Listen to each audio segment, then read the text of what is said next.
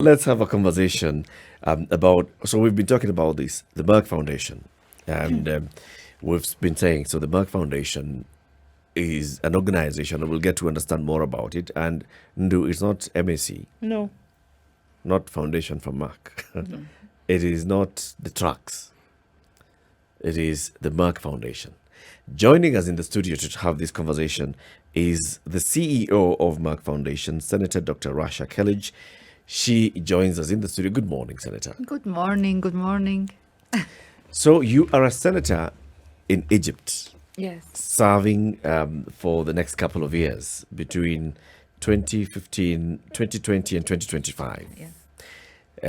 And you've also, you're a big person globally. So you've been named one of the 100 most influential Africans for 3 years in a row because of the work that you've done for very many things globally. But let's first introduce us to Senator. Yeah. Senator Rasha Kelej. So now you want me to speak about me Yes. or the Merck Foundation? About you first. Or Let's the start senator? about you All of first. us? You Okay. first. Then we'll know this person who is in Merck. But Yes. let's know who the person is. Okay. I am Egyptian, and of course means I'm African. I started with I cannot separate my life anymore from the work I'm doing. It became very work-life fusion. Very And good. maybe this is the secret, or maybe behind the success, or how I've been recognized in the ways you said. So when I speak about myself, I cannot distance myself from what I am doing. Please don't distance it. Just continue. Yes. So I started with Merck since 1996. And then in 2012, we started to do the foundation. The foundation is a philanthropic arm, which is non-profit organization, totally separate from Merck. It's owned by the owner of Merck, but it is managed totally by different team and independent team. And I am the CEO of the foundation. I established it from zero, of course, and now it's very successful. Proud that we have transformed the patient care in Africa in many ways. Like, for example, we trained the first oncologist in many countries. When I started in 2012, there was countries has no one single oncologist, for example, or fertility specialist, like Burundi, like Gambia, Sierra Leone, Liberia. What else? Zambia, also. I can't even what other countries? Sierra Leone, Liberia, Gambia, Burundi, Zimbabwe. Many countries that we went and we didn't find specialists. So I said to myself, let's start to build capacity. Transform the quality of healthcare, so we can create a platform of strong, skilled and trained healthcare providers. So we trained like 1,300 scholarships in specialties of 1 year and 2 year master degree from UK universities in underserved 32 different specialties: diabetes, cardiovascular, preventive, respiratory care, since Corona, acute care, intensive care, general surgery, oncology, reproductive sexual care, fertility specialist, embryologist, urology, dermatology, gastroenterology, name it. All of them. 1,300. 1,300 from 44 44 to 45 countries. They are increasing by the day because we always addressing new countries, mainly from Africa, but also some Asian countries like Sri Lanka, Nepal, Bangladesh, Cambodia, and also some Latin American countries lately, like Mexico and Colombia. But mainly the main countries, like 35 of them are 32 from Africa. So we were very proud to see this transformation. And every time we go to any country and meet our scholars and the people who graduated and see the difference they make when they see their patients, and they say that these patients will never be able to help or support if we did not have this training in this quality and this way. And each one of them, as soon as he finished the training and the graduation, they immediately, when they go back to their countries, they see at least 1,000 patients per month. So it's really satisfying, and we want to continue and continue and continue until we make a full transformation of patient care landscape. That's really in Africa. impressive work. Yeah, thank you. Really impressive work, Senator. And when you say, you've gone into these 44 countries and found lack of specialties or specialists in the medical field in these areas, when they go back and they start seeing these very many patients, it means that there are patients who ordinarily would not have seen a specialist, Yes. who now have access to a specialist. Yes. What are the main reasons why these countries did not have these specialists? It's lack of fund, a lot of stress and pressure on the health care sector. Sometimes there is no one interested to go further to have a study because they also overload with work. They are lack of number of graduated doctors, and mainly the financial resources. There is a lot of stress and pressure on the healthcare sector in general. A lot of diseases, a lot of vaccination here and there, and so I think it was needed to have collaboration with someone who has the vision. And it's not easy to implement it. It's not like I was thinking that when I start to say that there is scholarship offered, I will have list of people to me, and then we will have scientific committee to select who will select, because then, but it was not the case. It was actually, we have to push for the names, and we have to find more people who's interested. Not everyone was interested because it's hard work. And it's not going to be rewarded financially after they also graduate. So it was really tough. But we find also people who are passionate like us, and they want to make a difference, no matter what is the financial return. Sure. There was a lot of people like this.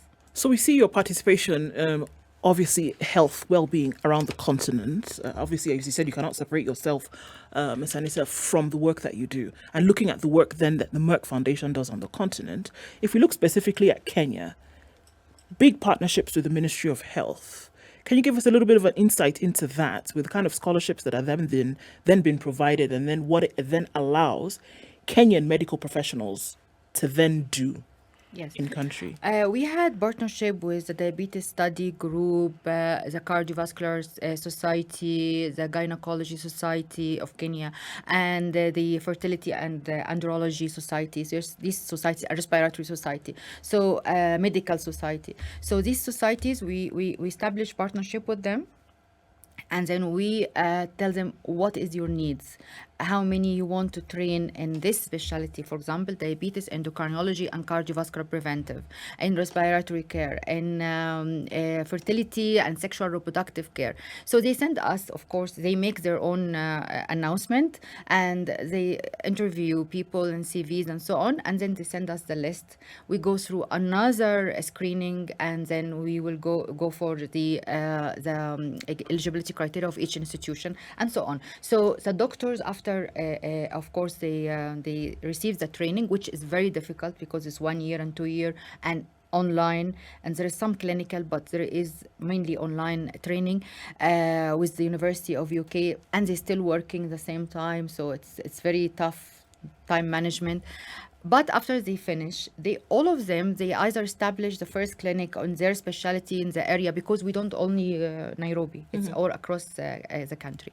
Or they become important part with the Ministry of Health, for example, to establish new guidelines or new research, or data collection, patient collection. So they are actually contributing to many of the projects that it's needed, this specialty. And this for Kenya, for example, we've provided for Kenya specifically 118 scholarship, which is a very good number, and of course will increase year by year. One of the things that I find particularly interesting and intriguing about the work you do is something that governments actually ought to do. What I'd like to understand is, what is the principle on which you base your partnership with governments so that you can actually provide this clear assistance that they need? The main reason why we wanted to partner with each government is, especially in countries that is less regulated, for example, Burundi, Gambia, Sierra Leone. So it was very important that we want the help to go to the public sector.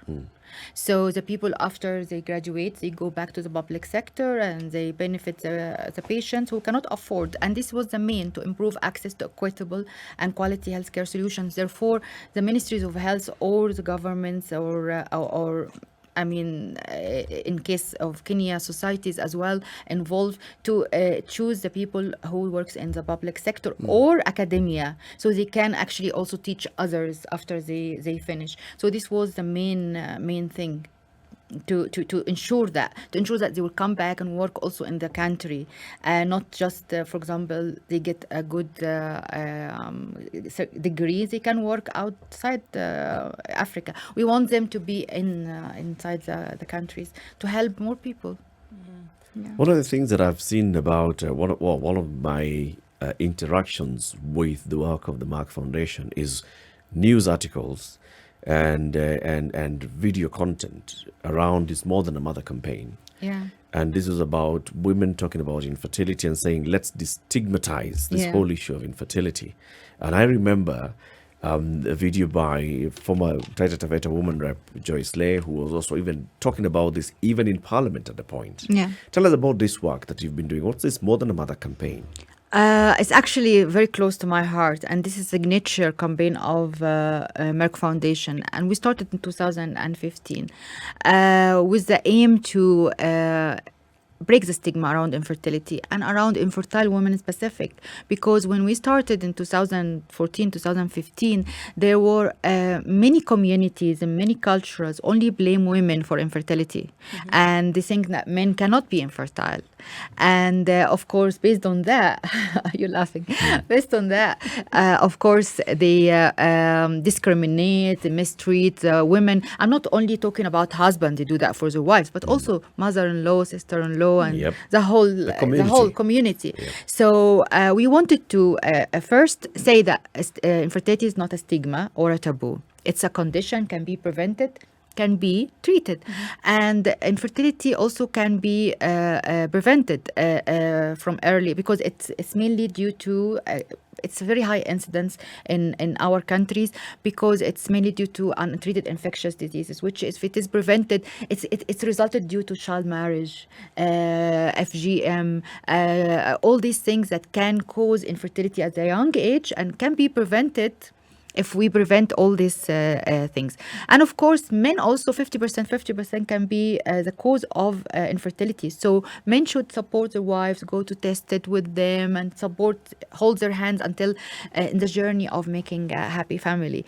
We wanted to address this through ambassador of we have like 20 first ladies was ambassadors of the campaign, and they speak in social media for their communities about no to infertility stigma. Fertility is a shared responsibility.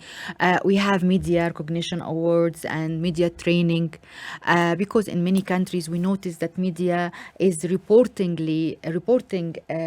infertility in a scientifically it was not correct, and they were actually blaming the women. Why she has to go and find someone to have, for example, children, things like that. It is very much hurt women, and they don't understand that it can be the husband who is the reason of infertility. Sure. So on. So it was many initiatives, actually, storybooks for children. Actually, we said, if you want to create a culture shift, it's not only for the people who's old now.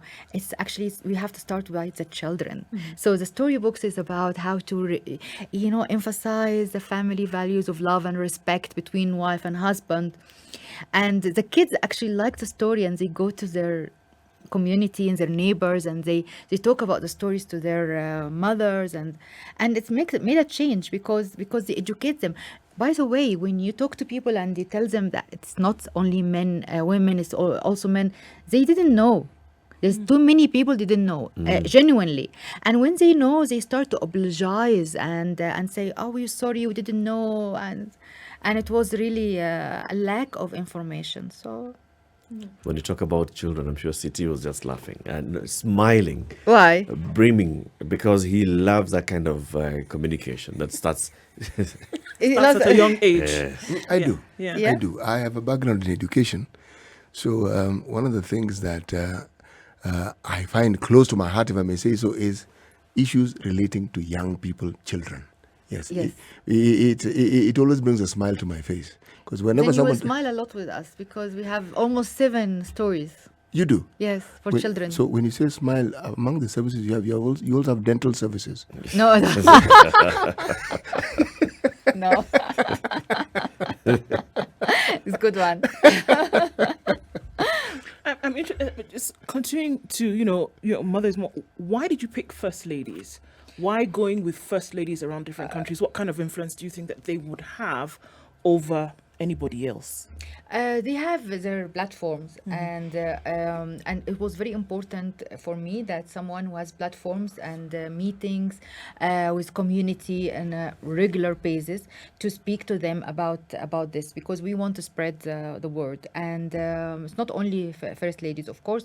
There was also all kind of women leaders, and then we went to men leaders also, because we said it's not only have to be women, Yes. because men also can speak about it. We had a lot of men who can accept to talk about it, because also it was not every man at the beginning was enthusiastic. And but when we have the platform of the first ladies, also it encourage other women and other people to join the platform of ambassadorship and champion and talk about it in a different way. The whole thing is we wanted a bigger platform. Then after that, we collaborated with singers and artists and fashion designers and media icons that also they have their own platforms. It was only a start, and then we go through all the sectors. So even when we do one song, it's like a book of 1,000 words, a song with a message that everyone is following on social media and liking. It adds actually an important information than giving hard facts and data and do this, don't do this. It can be in a nice song or a film or something like this. That's indeed very true. I want to play a clip here, which is talking about what you've just said. Starting this conversation from an early age, talking to children, and the books that the Merck Foundation has worked in publishing. And let's just watch this clip. It's also playing on our screens. Okay.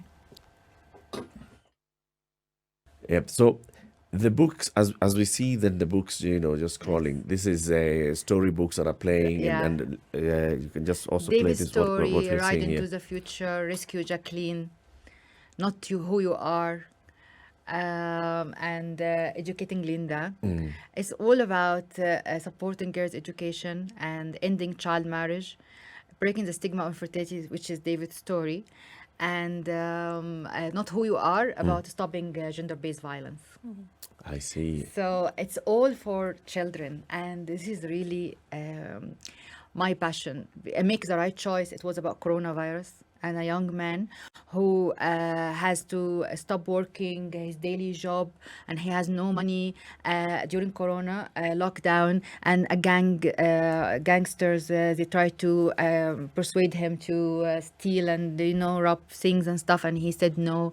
I have to be honest and loyal and so on, and then he got the help. And it's about choices and educating people how to make the right choices in life from young age, which is very important to shape the character of a child before. How many languages is it translated into? English, French, and Portuguese. So to go to all the countries of Africa. So yeah. And so far, how many children have you reached with these books in terms of numbers? We have in each country we have around 30,000 copy, that distributed in each country of the countries I mentioned. But I rely also on online library and social media and our website and app. So because I know people also can, so we push it also on our social media, and we have on our social media 4 million followers, and I always, this is here also comes the rule of the first lady. The first lady also push it on their social media, her social media, and on the online platform of the Ministry of Education websites. Do you allow your partner countries to sort of like reproduce more of this book so that the distribution can be wider? Yeah. There's no copyright of this one. There's no It says no. As everyone can print it out and can use it, and also we change the names sometimes. For example, if some countries said these names are not really relevant, so we change the names of the characters according to suit the country. Popular names. It'd be really interesting to see or to hear the impacts that this has on a young boy or young girl's life who is looking for, one of the, break the stigma, make the change and things like this. How because of reading such stories, then they can now see what decisions they can make for themselves in the future. Have you been able to see some of I sat with a lot of groups, school groups and girls and students and so on, in Namibia, in Ghana, in Burundi, in Guinea, Conakry, and I listened to them reading the story and the feedback they get from that. Like I said, when they go to their neighbors and aunties and speak about the story and how the feedback they get and the conversation they have with their families after that. And I, also these stories, I always put it in our TV show. We have a TV show, our Africa TV show in KTN, and we put the links of all these social media and stories so people can also have access to it and read it. Not only children. It's really nice even for adults. The stories, lovely. Brilliant. Let's take a break at this point, 8:30. Kenya's biggest conversation. Our guest this morning, Senator Dr. Rasha Kelej. She is a senator in the Egyptian parliament. She is also the CEO of Merck Foundation. We are talking about the work that Merck Foundation has been doing across the African continent, supporting the health sector, supporting communities. And just now we were talking about the More Than a Mother campaign that she says is really, really close to your heart. Yes. And you speak so passionately about it. This is the Situation Room. And our guest, Senator Dr. Rasha Kelej. She is a senator in the Egyptian parliament. She is the CEO of Merck Foundation. That's what we're talking about. Merck Foundation that's been named the 2022 NGO of the Year. This is a big one. Senator herself has actually been named one of the 100 most influential Africans for 3 times in a row, 2019, 2020, 2021. And you've been telling us about the good work that you've been doing, also offering scholarships to upskill doctors in the African continent, in other parts of the world. 45 countries so far, 1,300 doctors who've benefited from these scholarships, 118 of them Kenyan doctors, which is a big thing. Also, you've been supporting various awards. And this year, there's an award that you've introduced, the Diabetes and Hypertension Award this year. Tell us about the awards and why this particular one, Diabetes and Hypertension. The awards is many categories. Is media recognition category, and song, best fashion design, and best film making award. And it's a theme. There's 2 themes. So it's in total 8 awards. One theme is More Than a Mother, is to address breaking the stigma of infertility and different topics of related to women and girls, like supporting girls' education, FGM, and so on. And the other one is about promoting healthy lifestyle, in specific raising awareness about diabetes and hypertension, because we know that it's very increasing dramatically, and I believe in the role of the media and art that can raise awareness about these sensitive topics and health issues. More than anything, more than having a leaflets here and there and distributed on people, media can have a creative ways. Songs can, for example, we have a nice song called Diabetes, No More Diabetes. And it's really lovely. And we did it in 3 languages, in English, the same one, same lyrics and everything, English, French, and Portuguese. and sang by 3 different singers. One from Mauritius for French, and one from Ghana for English, and a singer from Mozambique for the Portuguese. His name is Blaise.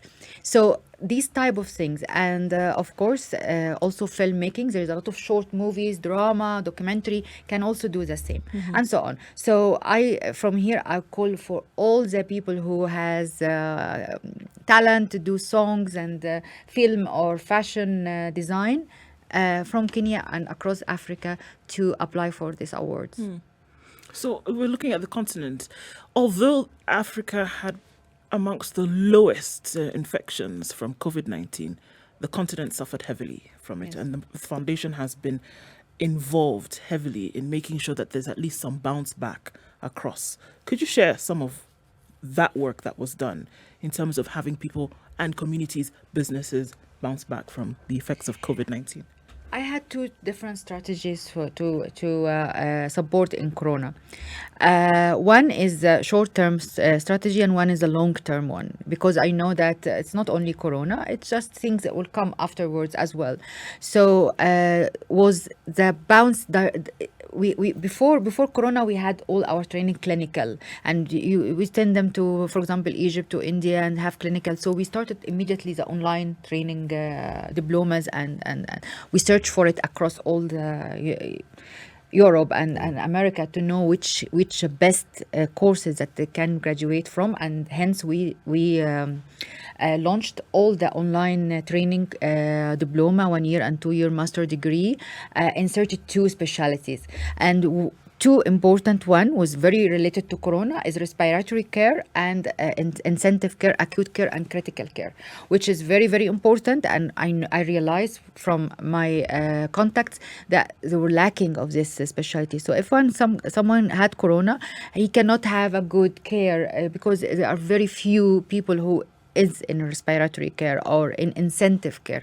So we've done this in a very wide scale, and the short-term strategy was a donation, because I don't believe very much in donation, to be honest. Yani, donation also is needed as an emergency, but it should not constitute more than 10% of my work.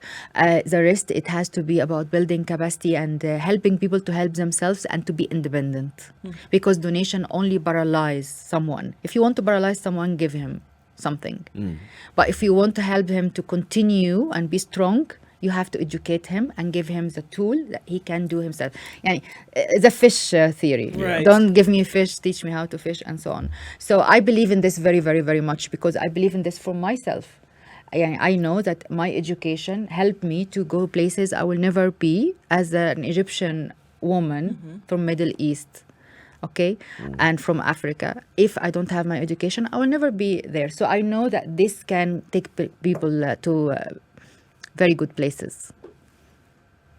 You know, as you're speaking and I'm thinking, it is amazing just how much an understanding and a belief in seeing something done can achieve. Because initially, remember, I mentioned that you're doing work that governments are supposed to do. And governments, it's the mandate of government to do these things. And you talk of building capacity. What else do you do to ensure that the work you have begun, the governments can pick up and take over, so that they themselves can do the very same thing that you are doing? We do a lot of things with this regards, but of course for the people who's willing. There is some governments are willing more than the others, but we train the staff, we work with them, and we have always technical team meetings to tell them how we do it, what we do it. Even the whole contacts, what we are doing is with them if they want to use it at any point of time. The strategy and how we minimize is how we address everything in a very cost-effective way. Even how to communicate in a very cost-effective way. Not only with the government, but also with all our partners, associates, people who contracts, vendors, even vendors who we pay them, for example, to do something. We teach them how to do it in a very cost-effective way. And in the way I learned, I have also 26 years experience in managing business.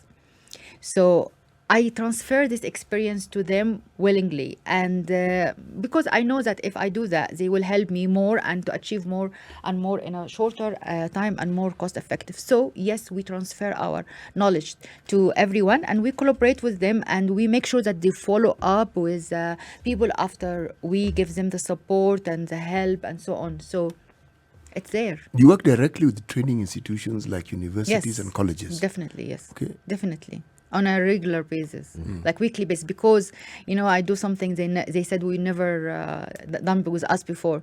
I have to follow up in each module what the students are doing, because if he didn't attend, I'm like a mother, If he didn't attend, I call him. Why you didn't, this week you were not online? Where were you? And so it's like, say, call me Mama Africa for this, because I'm just like, oh my God, okay, I will get your mother number, I will talk to her. Right. So, I mean, it's clearly a hands-on approach, and just like Yes. Mama Africa, which you have been called, across the continent. This hands-on approach, then, have you seen that it has yielded results? Because you're there and you're saying, look, we can give you the training, we can give you the books, we can compose the songs and all of this, but something else, Yes. something more needs to be done to make sure that you remain on track Yes. and actually do succeed. Exactly. Being a mother. It's like a mother. Exactly. Like you do with your children. You just put them in school, but you make sure that they Every study, day. they graduate, why they did not graduate, what happened, why they fail in this and so on. What did you eat? Did you not eat? All Do you these have things. homework tonight? Yes. Have you done your homework? Exactly. And this is not only me, of course, me and my team. We have an agreement that we have to have a meeting every week and see who is doing what, is doing what. And of course, if despite all this and they fail one module, خلاص, I will not continue the scholarship. Are you serious? Definitely. Wow. So it's a 6 So modules per year. You take They up the have to- scholarship yes. knowing that I've got to go in here. Because 100% someone else will committed. take it seriously and benefit from it. We don't get good money goes after bad money. That's very true. This is very important. How does the Merck Foundation fundraise? It's not, we don't fundraise at all. It's just the fund comes from Merck every year, and I refuse totally to fundraise or to get. It's a lot of paperwork and a lot of hassle. I don't need to do. Because we want just to have this, and we manage it in the way that it is. We think it's correct, the way we think that it is, effective. Because we have vision. I have vision how to make it happen. And I don't want anyone to interfere in this because I know it will be successful. I'm very autocratic in this one. So what you're saying Yes. is that if you fundraise, then you will have other people coming with their ideas, And their I will never be agenda. able to control the agenda. I have one agenda, is to transform and to make an impact, concrete impact with results, numbers.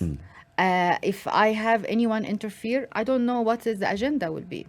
I don't know. I can't control it. Do you also work with Could be let's having say, pictures and shake hands, No. Yes. all over? Yes. Looking at the work that you do, all this work that you're doing, upskilling doctors, and also seeing how government can work to support this. How about at the policy level? Yeah. Do you work with legislators? Now you are a legislator. Do you work with other legislators to see how you can work on policy and laws in various countries?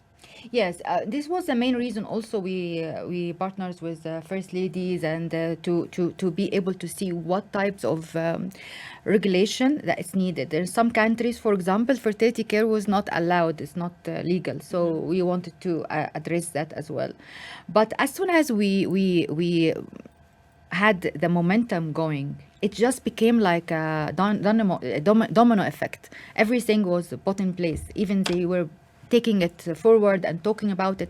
And for example, the first public IVF center in Burundi has been established by the First Lady last month. And this was a very good initiative. It's the first public IVF center was established by Ethiopia, for example, last year. And the same in Burundi. And the same will happen in Uganda. So these all will help to have a public care for people with infertility, which is people think it's a luxury. It's not a luxury at all because it has a social dimension.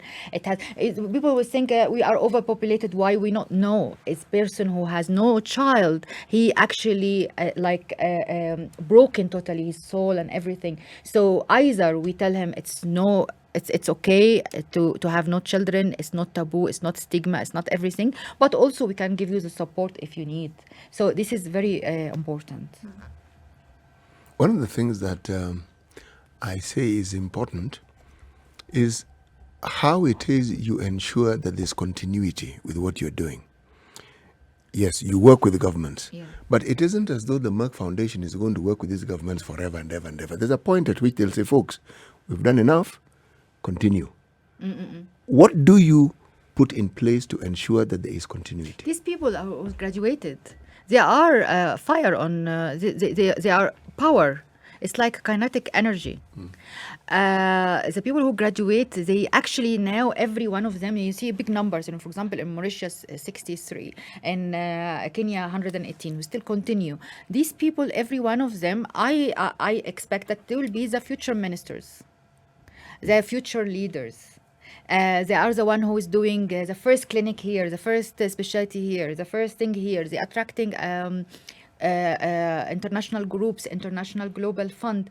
If you want to do, for example, a radiology center in a country, A what? radiology center, like radiotherapy and all this, or cancer center. Yes. You first things, I have a fund, I want to do this, for example, as an organization. There's no oncologist, and you'll not do it. Why gonna open it for?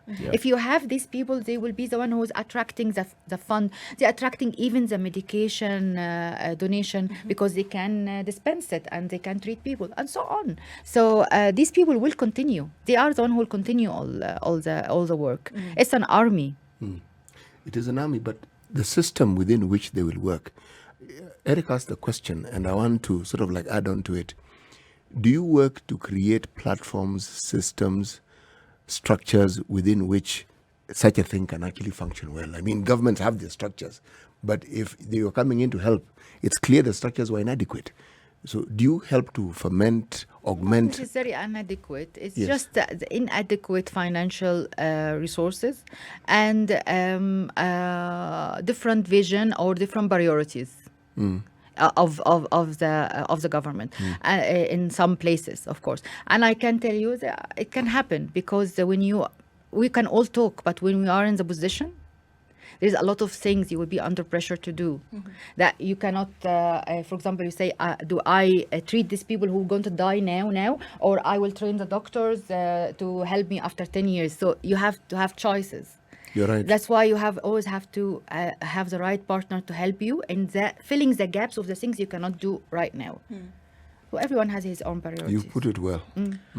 It's something that you talked about when we talk about development, and you talk about now the impact, moving the impact of development on a people. Do you? I mean, and then you talked about the element of control, and if we can open that up just a little bit and say, then, if we're looking at impact, if we're looking at development, if we're looking at going into the future, then it's necessary to have an element of control, making sure that everything goes right in the beginning.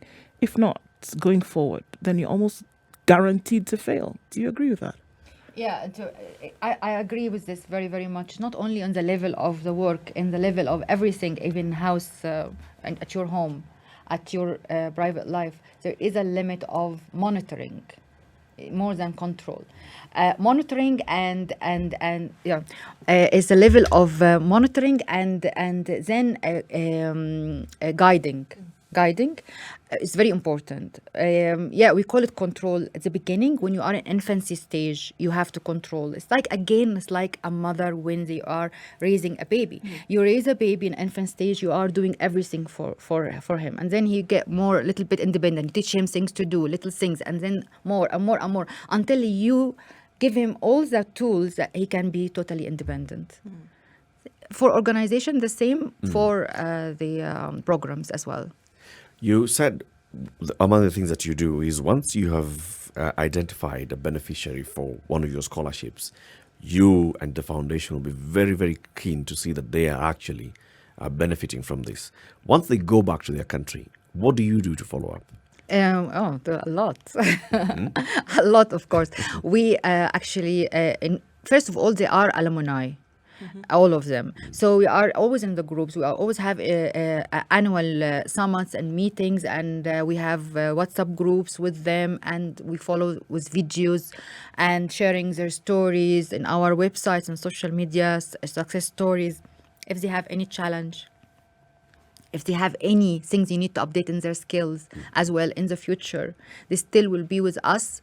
And whoever we trained by us and have a scholarship, they will always continue with us, because medical field is always have things to upgrade and to renew. So it's not ending there. It's always with us, as much as we can, of course, afford.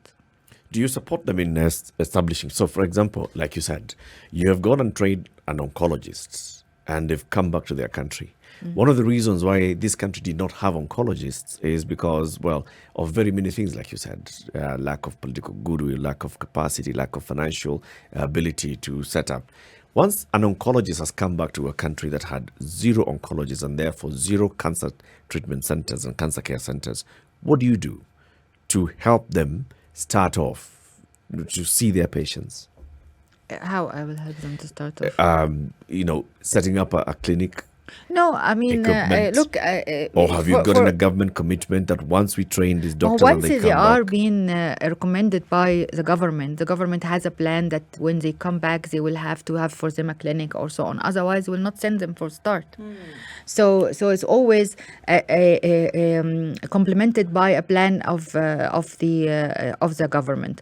And of course, there is a lot of things can be done, like chemotherapy, like surgical oncology, that it doesn't need, for example, radiology center or high equipments and so on.